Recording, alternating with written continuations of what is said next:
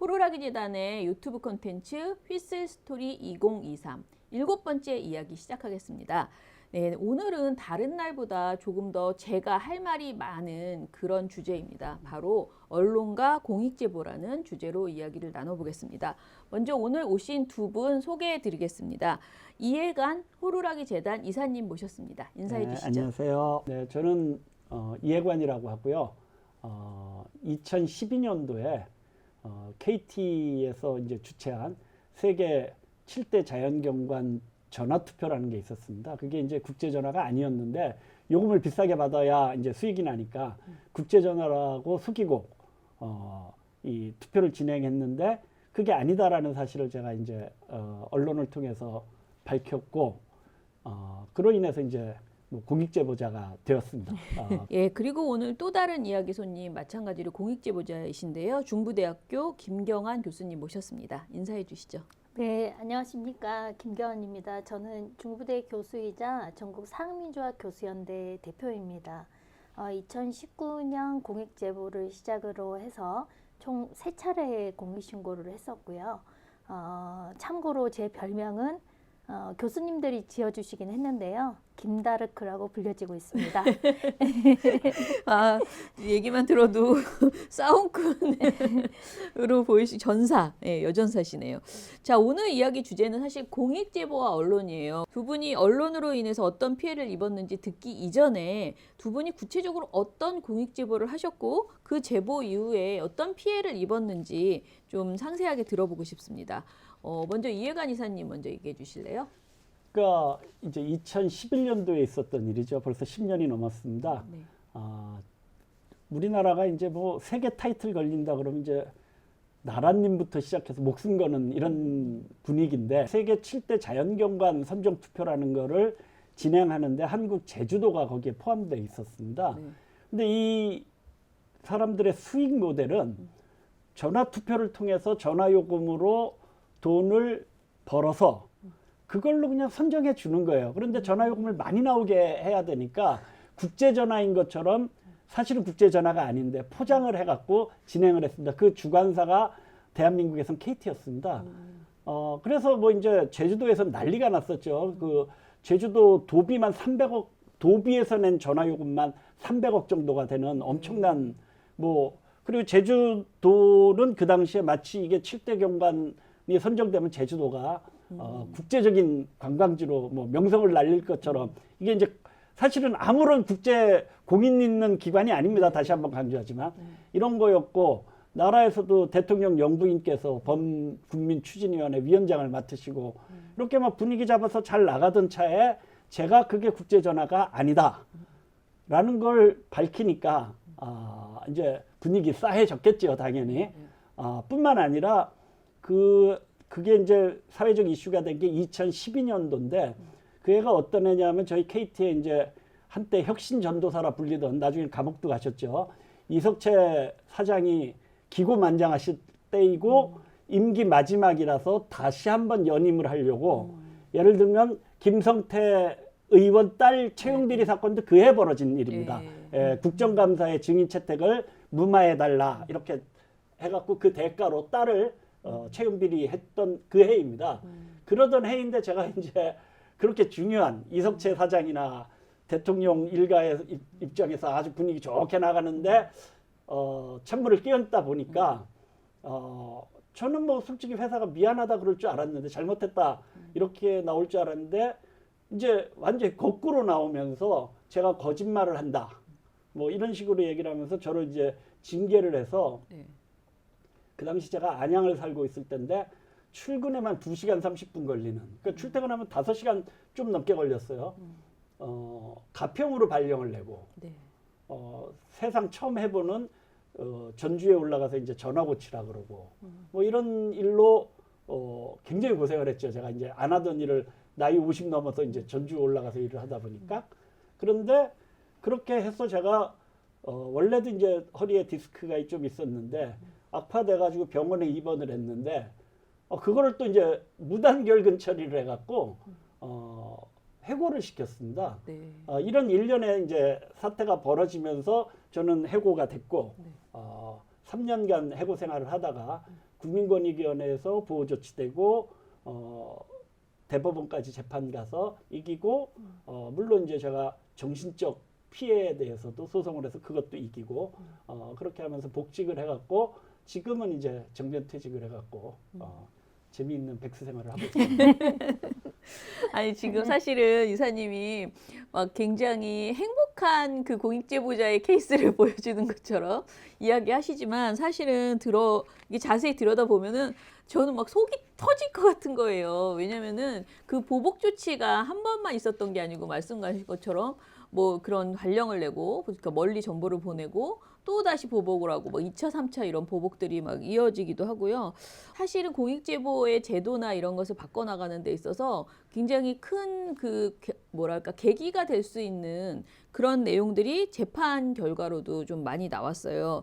예를 들면은 이제 행정소송을 하셨었거든요. 참여연대가 맞습니다. 했었는데 그 행정소송을 통해서 공익신고 내용이 조사 결과 사실이 아닌 것으로 확인되더라도 신고자가 신고 내용이 거짓임을 알지 못했었고 알 수 없었던 경우에도 공익신고자로 보호받을 수 있다라는 이런 법리가 확립되기도 했고요. 또 언론에 먼저 제보를 하고 국민권익위에 신고를 했더라도 언론 매체 등을 통해서 공개된 내용이 신고자에 의한 제보에 의한 경우라면은 보호 조치 여부를 결정할 수 있다라는 법리도 확립되기도 했어요. 그리고 지속적인 불이익에 대해서 그 2018년 공익신고자 보호법에 이행 강제금이라는 것이 신설되기도 했어요. 맞습니다. 네.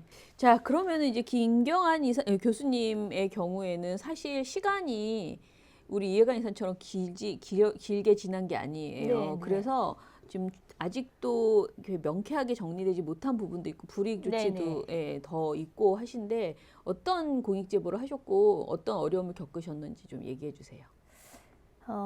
저는 사실 공익제보를 시작하게 된 계기가 그러니까 학교 중부대 내부의 이사장의 그 측근 비리, 또 산학협력단의 회계 비리, 채용 비리 이런 문제들을 제가 당시에 이제 중부대 산학협력단 보직자였습니다.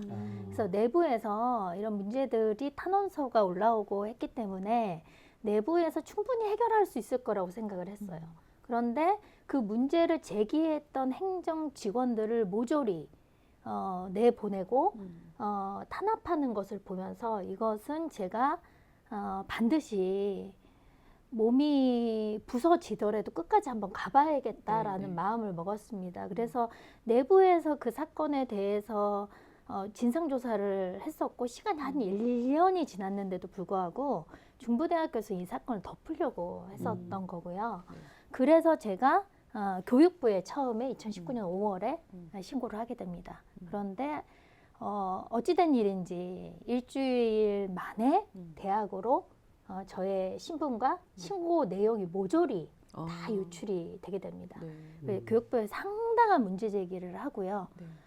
후에 권익위로 제가 다시 내용을 보완을 해서 처음부터 교육부를 믿을 수 없었기 때문에 모두 다 제보하지 않았습니다. 그래서 권익위에다 제보를 하고 그리고 나서 이제 권익위의 조사 후에 어떤 문제들이 또 생기게 되냐면 제가 아까 1차는 이제 내부에서 제가 교육부에서 유출이 됐고요.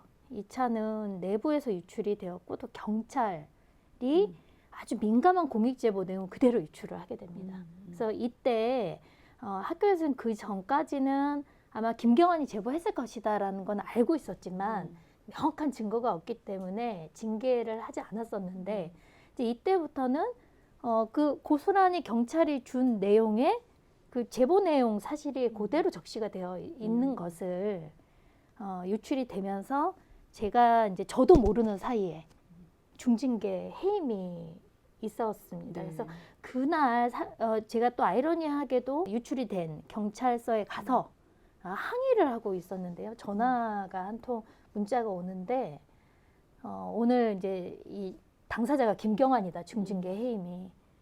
근데 제가 그때 경찰서의 항의도 받아들여지지 않고 그 자리에서 교수로서의 모든 권한을 잃는 중징계 해임이라는 소리를 듣고 제가 그때 손목 자해를 하게 돼서 쇼크로 쓰러져서 병원으로 실려갔던 상황이 있었습니다. 그 이후에 권익위에 제가 그 전부터 저에 대한 이제 그 신문보장 조치를 해놨었는데요. 네.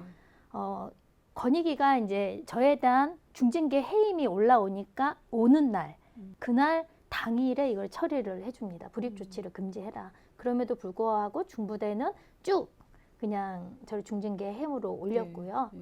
권익위원장이 직권으로 조사를 통해서 저를 이제 구제를 하게 된 네. 계기입니다. 그게 이제 두 번째 거고요. 네. 이제 2021년도에 이제 그런 와중에 많은 일들이 있습니다. 제가 중부대로부터 무고, 명예훼손, 업무 방해 등으로 형사 고발을 당하게 되었고, 네.